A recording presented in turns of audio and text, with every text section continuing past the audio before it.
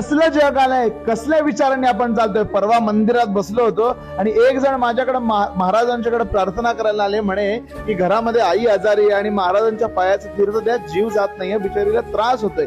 विचार केला की बाबा त्रास होतोय, त्यांना मुक्ती मिळू दे या उद्देशाने महाराजांना प्रार्थना करत असतील, असं मनात विचार आला. आणि ह्या सगळ्यांना पुढे त्यांना महाराजांचं चरण तीर्थ दिलं. जन्म मृत्यूमध्ये पडण्याचा अधिकार आपला नाही हे माहीत असताना देखील स्वामी महाराजांना प्रार्थना करून एखाद्या जीवाला मुक्ती मिळावी म्हणून पाणी दिलं. सगळं झाल्यावर पाणी हातात घेतलं आणि त्या माणसाच्या तोंडातनं शब्द बाहेर पडले की म्हणे महाराज, परवा दिवशी लग्नाचा कार्यक्रम होता, सगळा कार्यक्रम पार पडलाय, भाची आपली नांदायला गेली, आता आई गेली चालेल. अहो कसला विचार, स्वतःच्या आईला भाचीच्या लग्नासाठी प्राणाचं तटवून ठेवलेलं. हल्ली 3 दिवसावर श्राद्ध काय करतात, 3 दिवसावर दशक्रिया काय करतात, कसला समाज, कसले विचार. ज्या आई वडिलांनी जन्म दिला, ज्या आई वडिलांनी घडवलं, ज्या आई वडिलांनी समस्त आयुष्यभर तुम्हाला सांभाळ